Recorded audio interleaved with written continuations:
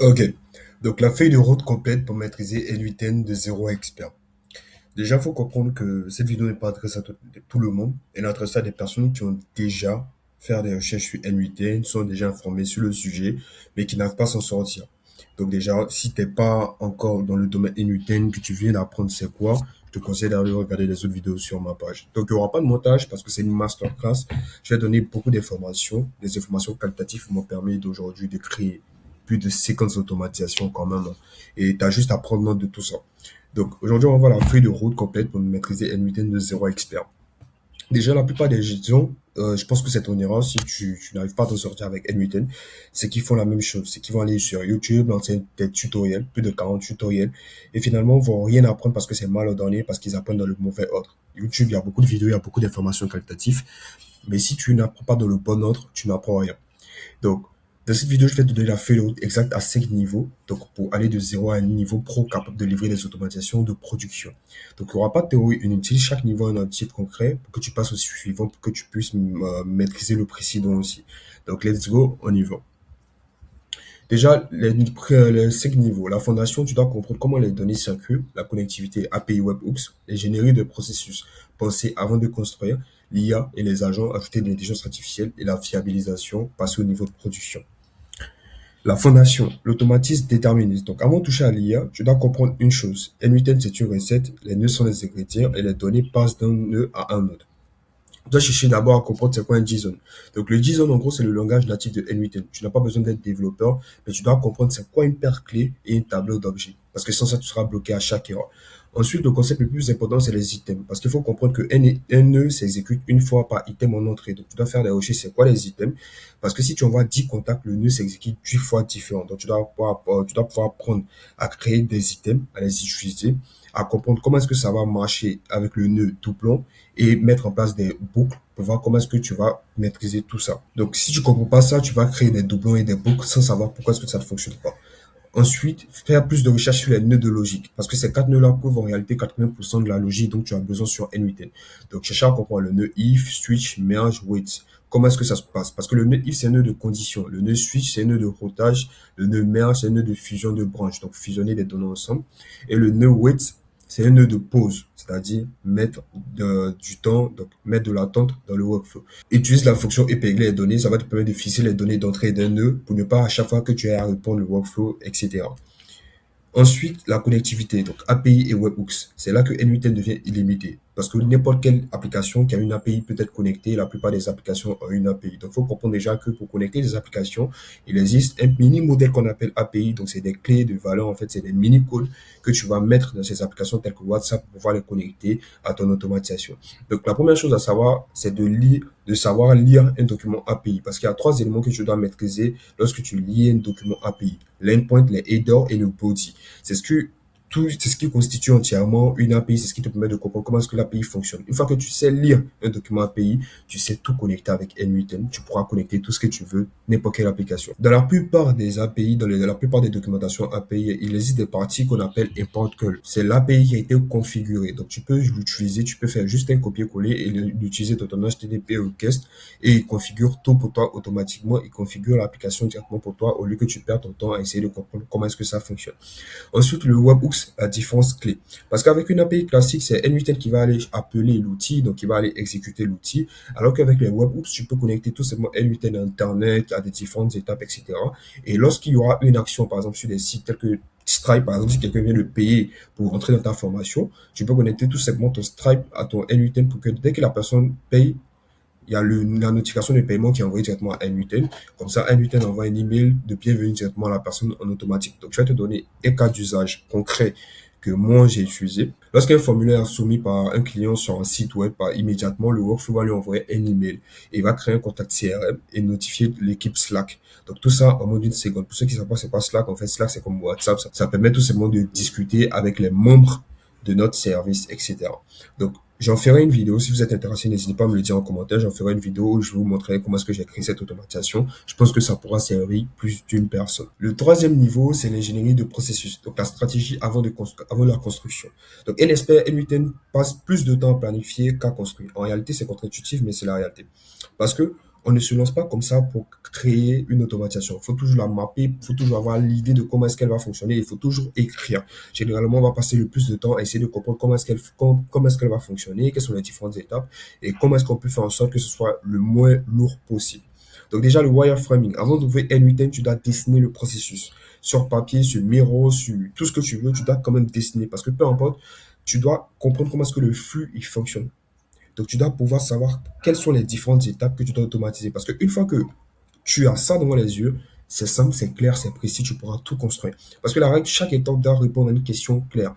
Quelle donnée entre, quelle donnée sort. Par exemple, si une personne me dit, par exemple, qu'elle veut automatiser ses emails via son CRM, c'est un peu trop vague. Si je dois construire ça directement comme ça, c'est long. Par contre, si je dois dessiner, je sais que la personne doit, par exemple, prendre les coordonnées de la personne dans Google Sheets, doit envoyer l'email et doit venir réécrire dans Google Sheets qu'elle a envoyé l'email. Quand c'est comme ça, je peux construire plus facilement parce que c'est quelle donnée doit sortir, quelle donnée doit entrer et quelle donnée doit ressortir. Donc, la modularité des sous-workflows. Au lieu de construire un workflow de 89 fragile et illisible, construire des blocs réutilisables. Par exemple, un sous-workflow, envoyer un email, un sous-workflow, créer un événement calendrier, un sous-workflow, enrichir les contacts. Parce que plus tu crées les sous-workflows, plus pour créer des agents IA à la fin sera plus facile parce que tu auras juste à connecter tes sous-workflows à cet agent IA. Donc, tu les appelles depuis quel flux principal. Si tu les modifies, la logique d'envoi email, tu les changes en un seul endroit. Parce que réellement, c'est ça un agent IA. Lorsque tu ajoutes plusieurs sous-workflows, tu pourras aller modifier directement dans ce sous-workflow. Alors que si tu crées tous tes workflows, donc toutes tes automatisations sur le même agent IA, dans le même flux N8N, lorsque tu vas lancer qu'il y aura bug, par exemple, tu ne pourras pas corriger parce que même si tu peux arriver à le corriger, hein, c'est ultra long, ça va te faire perdre beaucoup de temps parce que tu auras beaucoup de schémas. Donc, tu peux créer tout simplement des sous-workflows et les connecter directement à ton workflow principal pour créer des agents IA. Donc, tout le reste se met à jour automatiquement. Donc, c'est la différence entre un workflow qu'on métier en 5 minutes et un workflow qu'on évite de toucher parce qu'une fois que le workflow il est trop gros, quand il se casse, tu n'as pas envie de le toucher parce que tu vas perdre du temps, tu vas essayer de comprendre et souvent même, l'erreur va pas venir seulement de ce seul workflow-là. Alors que si tu as des sous-workflows, tu sais, par exemple, dans le workflow envoi email que j'ai créé la dernière fois, il y a un bug, tu vas directement dans ce workflow au lieu de tout régler dans la même partie. Ensuite, le niveau 4, c'est l'IA et les agents. Donc, ajouter l'intelligence artificielle. Tu maîtrises la structure, maintenant tu touches à l'intelligence artificielle. Déjà, il faut comprendre la différence entre un workflow IA et un agent IA. Le workflow IA, il est déterministe. Donc, ça veut dire que les étapes qu'on va construire sont prévisibles, contrôlées directement par le workflow et l'IA. Donc, tu sais exactement ce qu'il va faire et tu sais où est-ce que tu vas l'envoyer. Par contre, un agent IA, il est autonome. Donc, il reçoit un objectif, il décide lui-même quel outil appeler, dans quel ordre. C'est puissant, mais en réalité, c'est très instable et c'est coûteux si c'est mal configuré. Donc, la règle, toujours commencer par des workflows. Parce que la plupart du temps, vous allez créer que des workflows parce qu'ils sont plus fiables, moins chers, plus faciles à débloquer.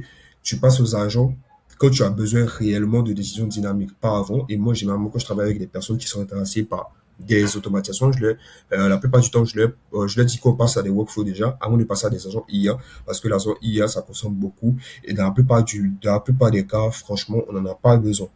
Voilà, c'est juste pour faire esthétique. Sinon, le workflow IA, quasiment 90% de vos problèmes, il les règle à lui seul.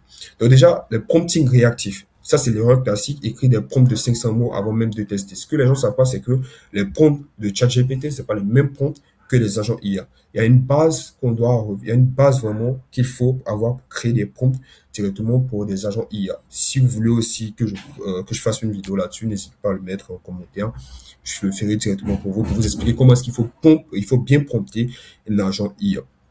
Donc, commencez avec un prompt minimal. Donc, vous allez créer des objectifs, expliquer un peu le contexte réellement, comment est-ce qu'il doit se comporter, qu'est-ce qu'il doit faire, etc. Lui donner des missions, lui donner des tâches. Et une fois que vous avez construit le premier prompt, donnez-le à l'agent IA. Quand l'agent IA fait le test que vous n'êtes pas satisfait, ajoutez au fur et à mesure, itérer jusqu'à ce que l'agent IA comprenne réellement qu'est-ce qu'il doit faire. Parce que si vous construisez un prompt qui est trop long d'un coup, s'il y a un bug après, vous ne savez pas réellement où est-ce qu'il y a un bug. Alors que si vous construisez progressivement, vous avez testé et vous savez qu'est-ce qu'il faut faire, si ça ne marche pas, c'est parce que cette partie, j'ai mis ça. Donc déjà, comprenez cette petite base-là. Ensuite, les rages. Connecter ta base de connaissances. Le plus intéressant, c'est oui, c'est d'avoir l'IA dans son domaine, c'est d'avoir l'IA dans son automatisation. Mais ce qui est le plus intéressant, c'est les rages parce que ça nous permet de connecter notre base de connaissances, donc le cerveau, directement à notre automatisation. Par exemple, pour ceux qui veulent créer des chatbots, etc., vous serez obligé de comprendre comment est-ce que les rages fonctionnent. En fait, rage, ça veut dire Retrieval Augmentation Generation. Ça permet tout simplement à l'IA d'avoir plus de bases de connaissances pour pouvoir répondre tel que des documents, des historiques, des procédures. On les connecte directement à des outils tels que Zapier ou encore Pinecurve. Donc, j'en ferai une vidéo pour stocker des vecteurs. J'en ferai une vidéo, ne vous inquiétez pas. Ça aussi, si vous voulez le voir en commentaire, n'hésitez pas à me le dire. J'en ferai une vidéo. Mais réellement, comme j'ai dit, pour un agent support client qui répond en s'appuyant sur des documentations internes, vous allez utiliser généralement des Rage pour qu'ils puissent avoir cette base de connaissances-là. Donc, le dernier niveau pour moi, qui est le niveau ultime, hein, une fois que tu maîtrises tout ça, c'est le niveau de production. Donc, un workflow qui marche sur le compte de test, c'est pas un workflow prêt pour un client, je le dirais toujours. Lorsque vous créez des workflows, c'est vrai qu'il peut marcher en phase de test, mais lorsque vous le livrez, il y a toujours des phases de test pour le client. Parce que, en conditions réelles, on ne sait pas comment est-ce qu'il fonctionne. En conditions réelles, on ne sait pas comment est-ce qu'il fonctionne, on va tester, on va le laisser maintenant avec de vrais humains pour voir comment est-ce qu'il réagit. C'est une fois que, en fonction des tests humains, il a été validé, qu'on peut dire que le workflow, il est prêt pour le client. Donc, la gestion d'erreurs centralisée, donc, configurer un workflow d'erreurs global avec les logs, par exemple, des error logs pour pouvoir avoir accès aux erreurs qui ont été directement qui sont passés dans le workflow pour avoir une base de données qui regroupe toutes ces erreurs-là. Parce que chaque fois qu'une exécution échoue dans une test NUTN, ce workflow se déclenche et t'arrête. Donc, avec les error log, en fait, vous pouvez créer une automatisation qui connecte NUTN en gros à votre Telegram. Comme ça, à chaque fois qu'il y a un bug, par exemple, dans votre système, le message est envoyé sur Telegram pour dire qu'il y a une erreur dans le workflow et vous avez juste à aller regarder le workflow et le corriger. Parce que sans ça, tu découvres les erreurs quand le client te contacte et là, c'est pas très intéressant. Faut être proactif, faut toujours envisager avant que le client te contacte. Là, tu lui montres que tu es très professionnel.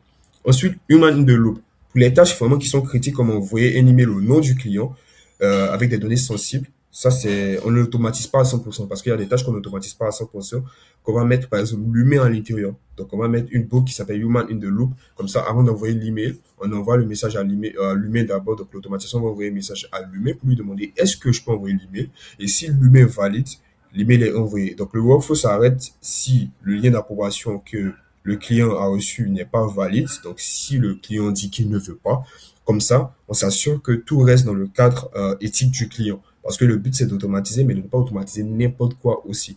Donc, ces 5 niveaux-là, si tu les maîtrises, ces 5 niveaux, normalement, tu ne dois pas avoir de problème.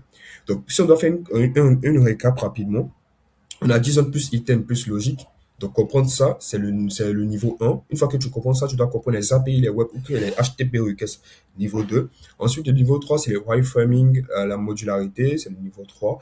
Le niveau 4, c'est le workflow IA plus les prompts créatifs plus Rage. Et le dernier niveau, le niveau 5, c'est la gestion des erreurs plus le human de loop. Donc, dernier point, et pour moi, c'est le plus important, éviter l'enfer des tutoriels. Parce que regarder des vidéos, c'est bien, mais avoir réellement cette feuille de route que je vous ai donnée là, c'est vraiment mieux. Suivez-la à la lettre parce que ça va vous permettre d'aller 10 fois plus vite, tester énormément. Parce que ça ne sert à rien de regarder des vidéos. Parce que c'est juste la vérité, c'est inconfortable de regarder que des vidéos. Passez plus à l'action parce que c'est l'action qui va vous permettre d'avoir réellement les résultats que vous voulez. Et commencer un projet simple cette semaine, par exemple, vous pouvez dire, je commence à apprendre les JSON, commence à apprendre comment est-ce que ça fonctionne, ça va vous aider au maximum. Et si vous êtes désireux d'apprendre M110 et de mettre en place ces systèmes-là pour créer les systèmes qui vont travailler pour vous, rejoignez la communauté. J'ai des formations à l'intérieur sur les bases de M110 que je vais vous présenter rapidement. Donc les gars, si vous n'êtes pas encore abonné, abonnez-vous.